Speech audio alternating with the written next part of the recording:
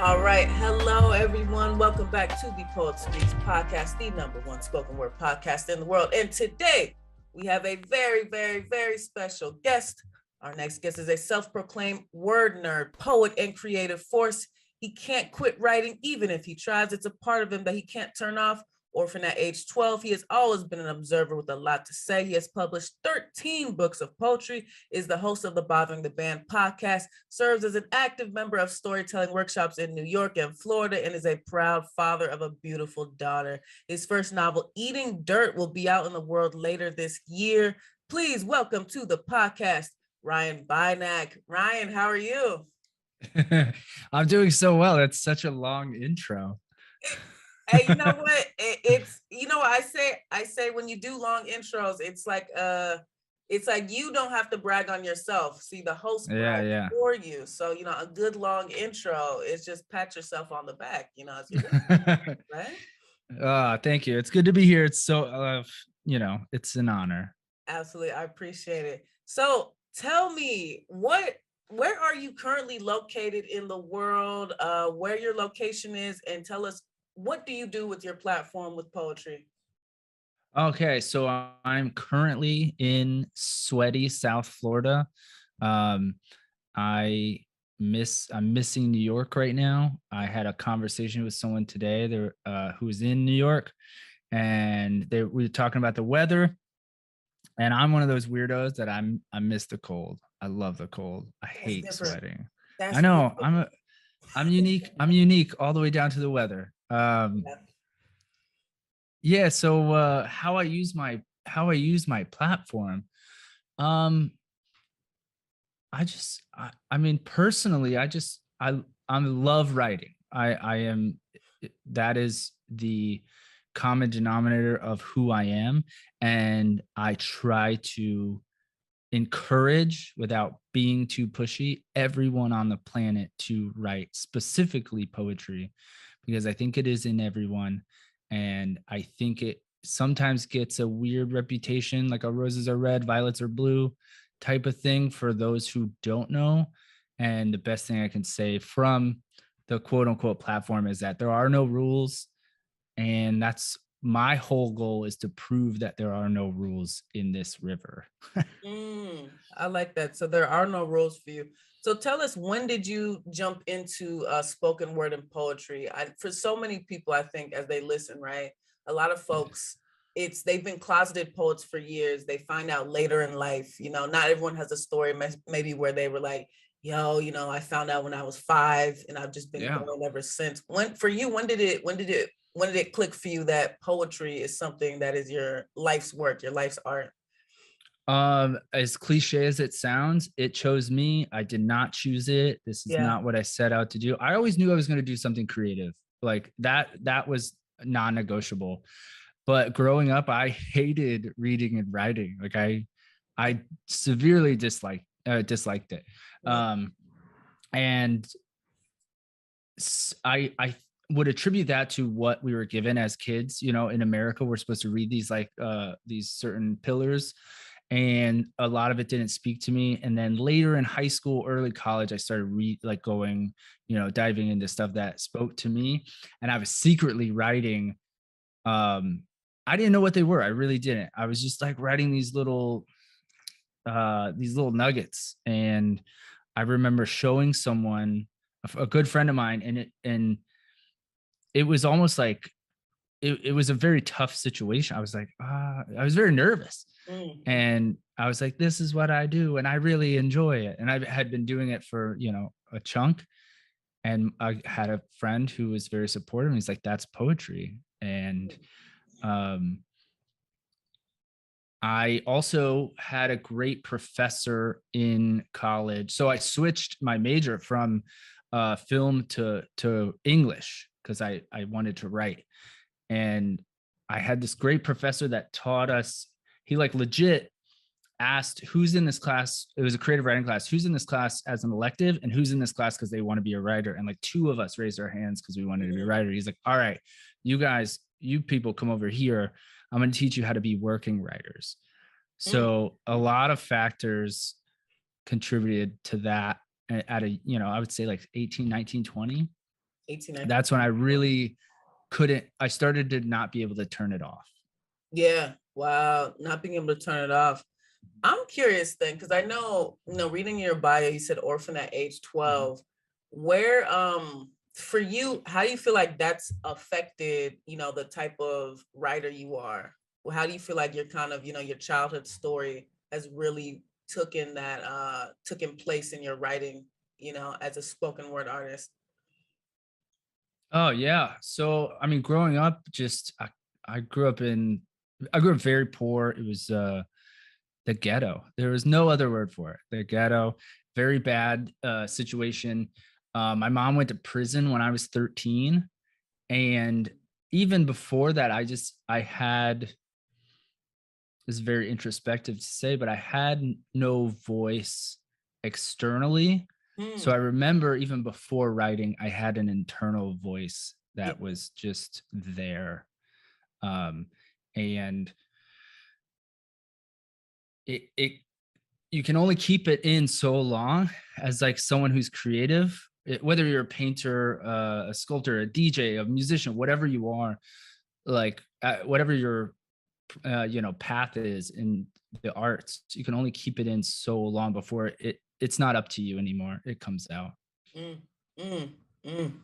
No, I think that's interesting. Is you I think for you, you keep mentioning just the fact that it's like you couldn't stop it. You couldn't stop it. It's like Final Destination, even if you don't want to get hit by that bus, your ass is gonna get hit by that bus in the cafe somewhere. For you, writing, it's just writing and poetry. It's something that you really couldn't have stopped. Yeah. Yeah, and it's like that to this day. Right when we're done here, I'm gonna stay up till 2 a.m. writing. God dang. And for those that don't know, if you're not watching on the YouTube show, Ryan is literally wearing a shirt that says poet on it. I mean, he does not play those games. So I'm curious Where for we you at here? Look at that. Oh, yo, Tattooed okay. on the knucks. Yo, on his knuckles, he even has poet written. I just seen it for the first time. My goodness. Okay, so this man's not playing games. So I'm curious then, New York, you said you miss New York. You're now living in Florida. Tell us the New York poetry spoken word scene. What is it like out there for folks that don't know? What was your experience out there? I'm biased. So, every place has their own scene, and every even in New York, every venue has their own little niche group.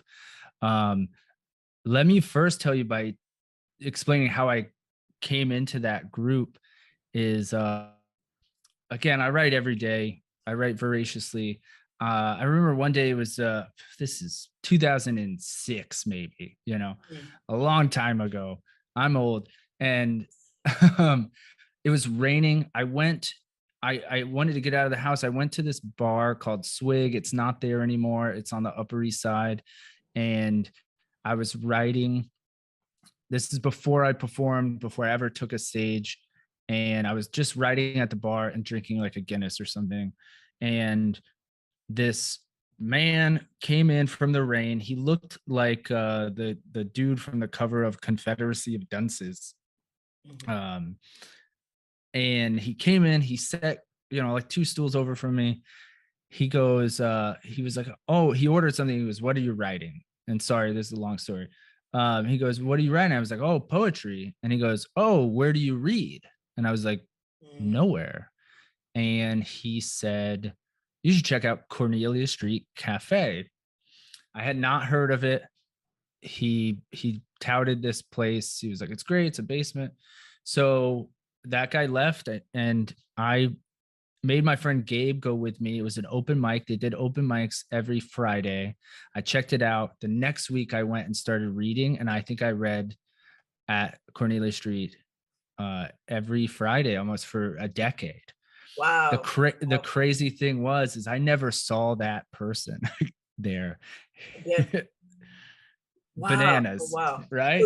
He said it like it was his spot. Like he said, I asked around. I asked people, I was like, do you know who, like, this person? I described them, like, no idea who that is. And wow. It still to this day, like, gives me chills. That I don't know what that means, but yeah.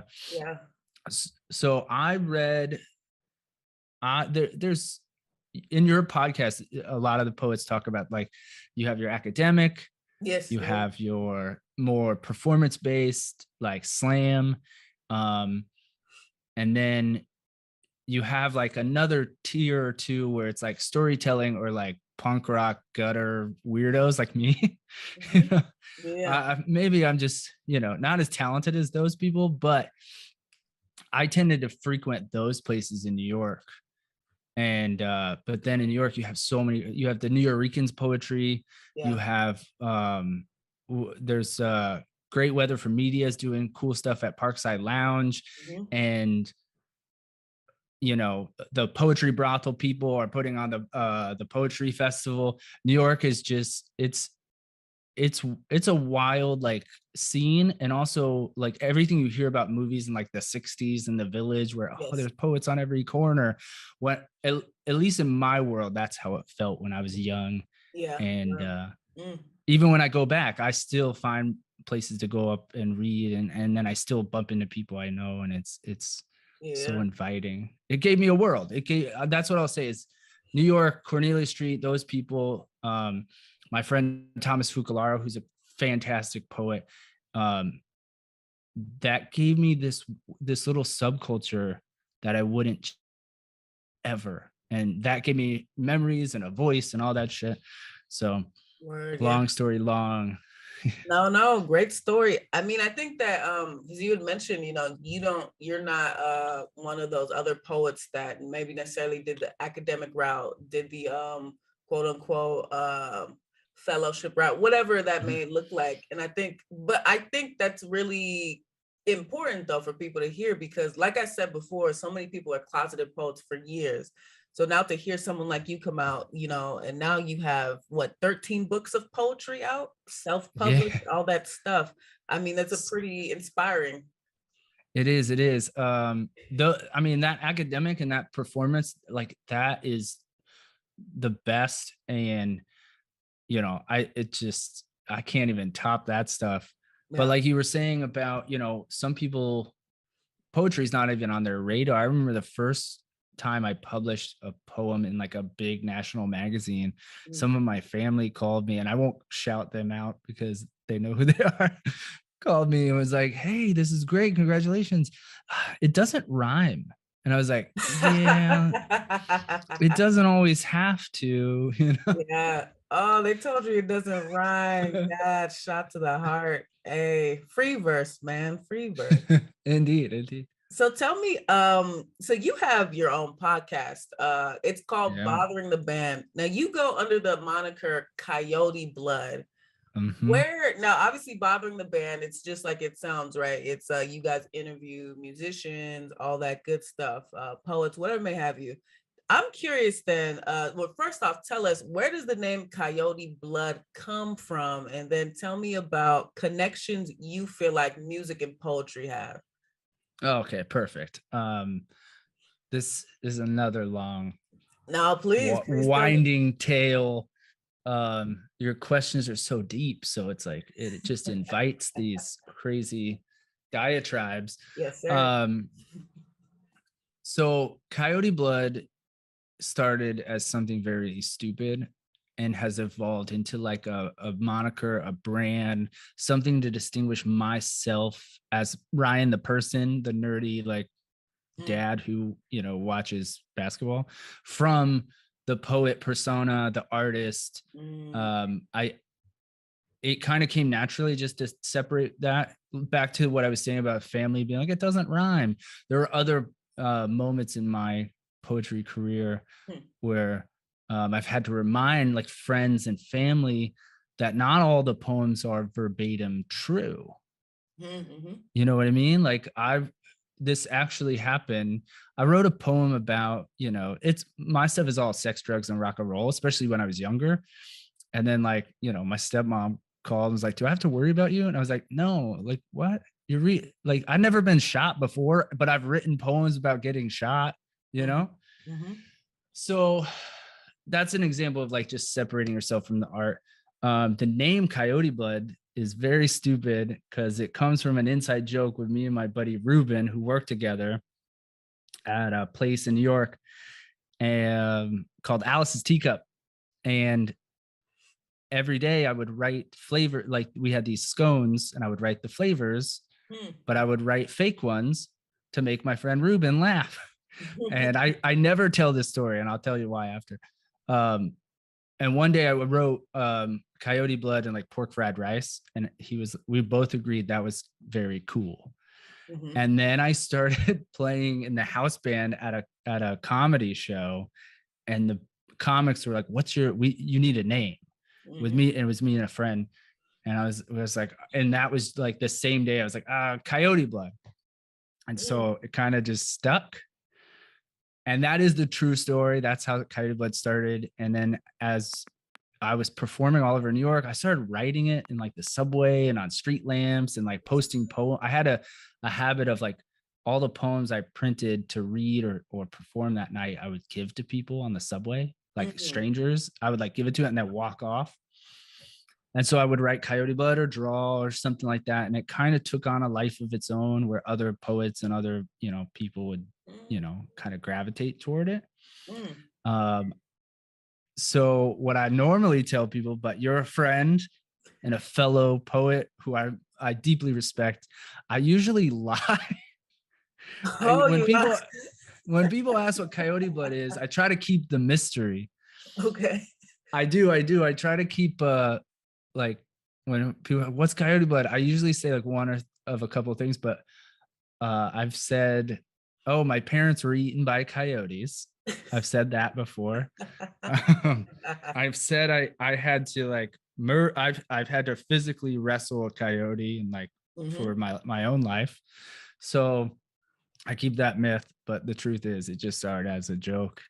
And now I use it as, a thing to even help publish my friends' poetry and stuff under that brand. Okay. So, you mentioned now you're telling me because I'm a friend, all that good stuff. But now you told everyone on on every podcast streaming service in the world. So I guess it's not a secret anymore.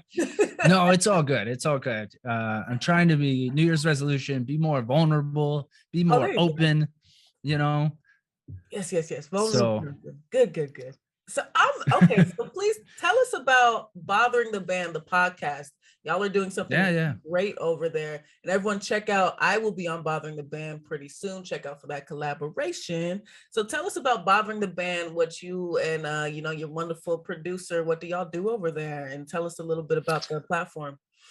Absolutely. I'm so happy you mentioned, Amanda's going to be on it. She's a dope rapper and mixes, music and spoken word. So look out for that. I'll pay Ryan after the show for the amazing compliments he's giving me, by the way. So yeah. I have a theory that I am a poet because I never learned to play music. Really? I love Really? I love music so much. It might be my first love. Is like me. I love music. Music is on constant. Like I said, right when we hang up, I'm putting on a record or something or playing something. I love music so much. I love also that life musicians and stuff like that. So I started writing an article series called Bothering the Band, where I would just ask really stupid, silly questions to musicians. And then I'm in a cool poetry Monday night poetry workshop. And I was talking about it there. Some of my friends threw out, they're like, oh, you should do a podcast. And I was like, and then I had one friend who actually stepped up, shout out to Abby, who actually because I don't, So they were like, you should do a podcast. I was like, I don't know how to do that. And throughout my life, I've had a lot of people be like, oh, I want to help you do this. I want to help you with your art. I want to help. And then none of them have stepped up, but I'm lucky that I have a producer now who stepped up and turned this silly article into now a very cool podcast. Where we continue to ask very famous musicians very dumb questions like, do you put your shoes on sock, shoe, or sock, shoe? And shit like that. No, super dope podcast. Everyone, please go check out Bothering the Band and check out. We will have a collaboration between myself, Bothering the Band, pretty soon. So I'm curious. You mentioned something really great that I feel like I definitely rock with. it's the idea of like starting a podcast, and it's like literally you're just like, how do I start? And honestly, like you said, like I think the best thing, I went through this too. I was like, the best thing is just to start. Just start, begin it. You'd be surprised who wants to help you out. You'd be surprised how far you can get with it. I mean, it really is one of those things. I think a lot of people struggle with the where do I start? How do I start?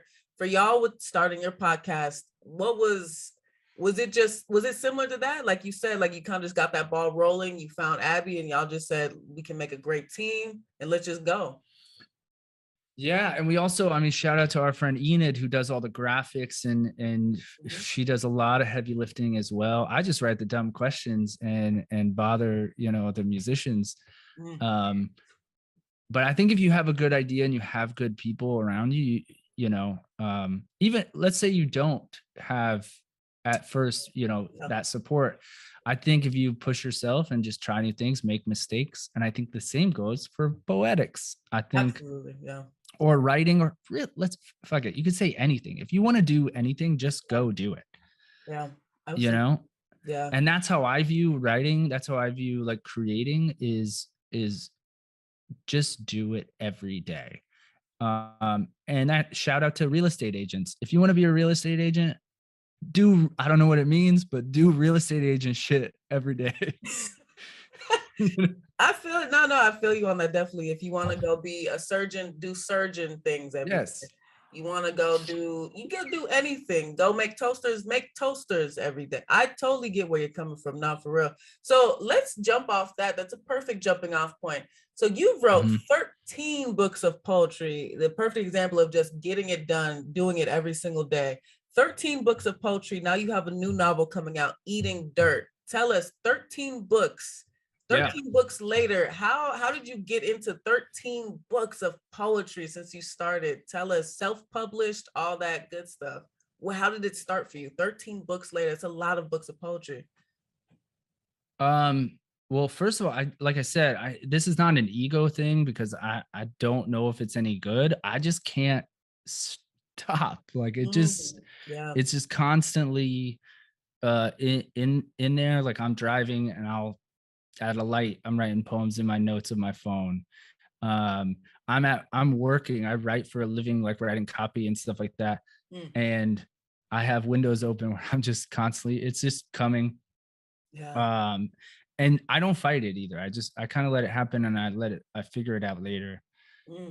But that being said, at that Cornelia Street place, I was reading and I was going there a lot, and I happened to be plucked, and this one New York publishing company was like, do you have enough for a book? And I was young, I was 23, 24, and I was like, yeah. And so 3 Rooms Press put out my first book, and then another company based out of Iowa called Paradisiac Press put out my second book. And I started, over a couple of years, and I started to learn the game a little bit more. And I know my poetry is not for everyone.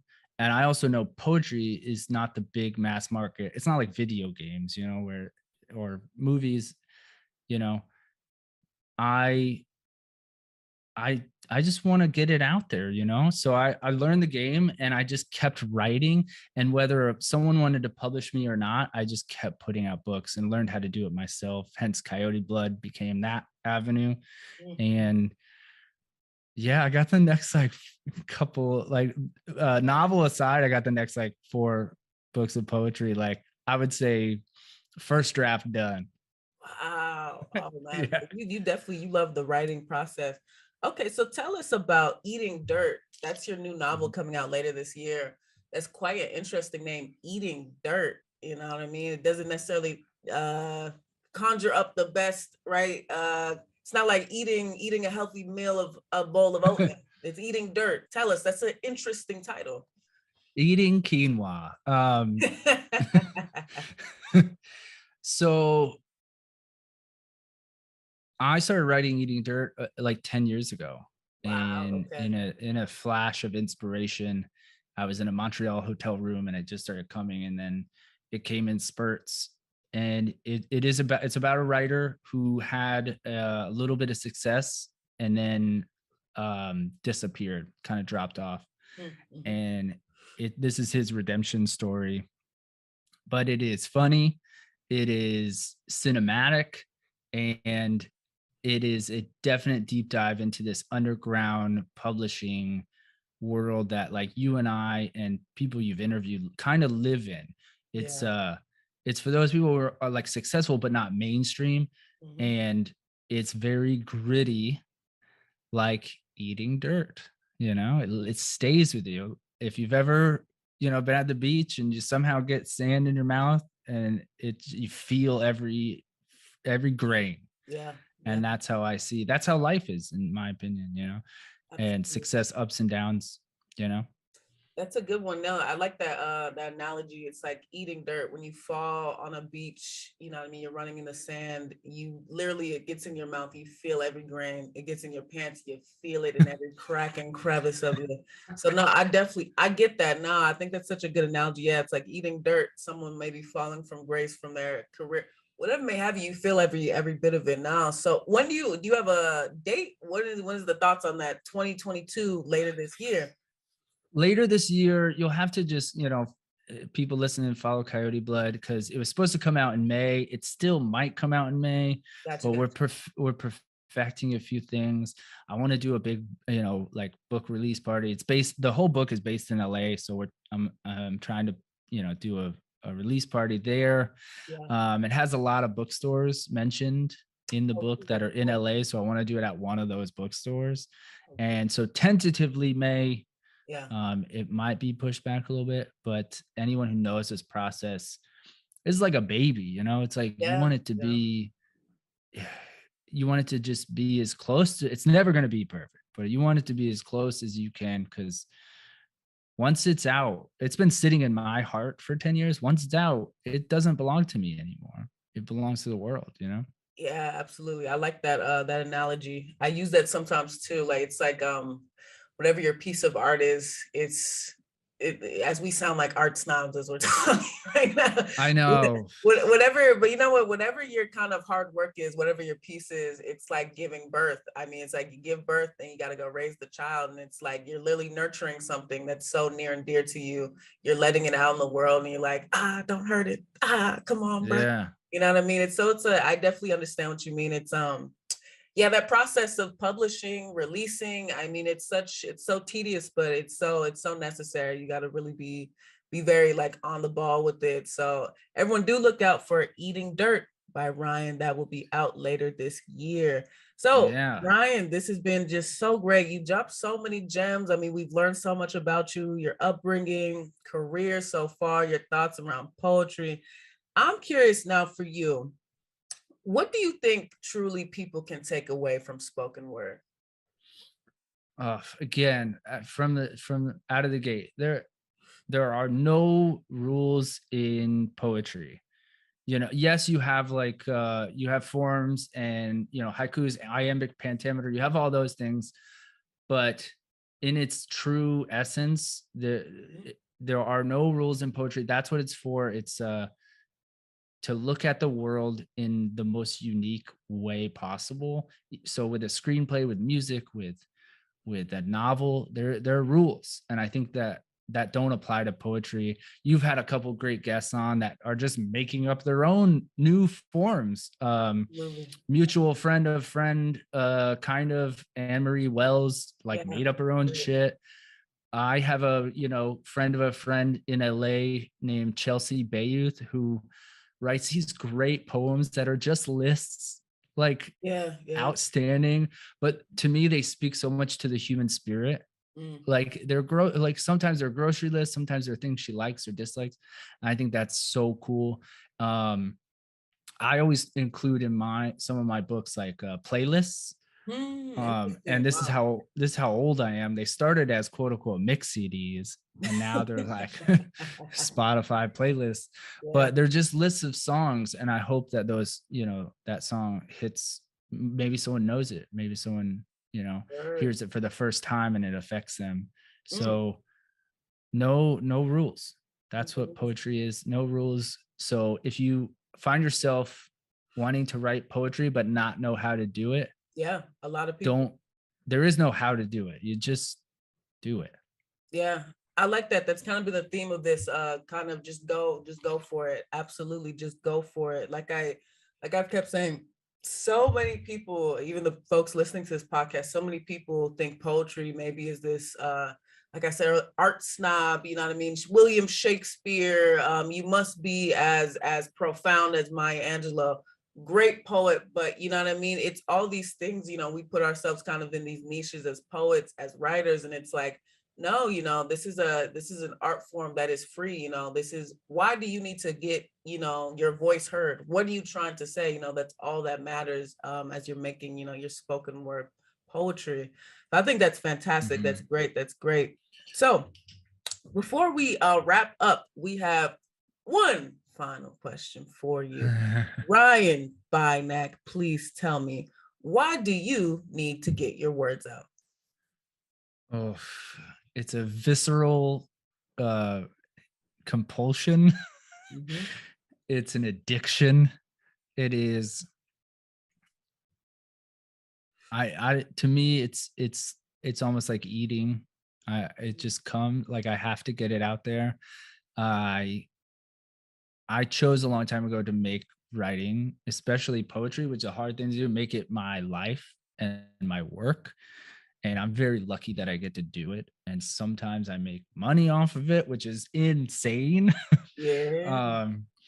You know, but to me, it's about actually just ignore everything I just said. To me, it's about a legacy.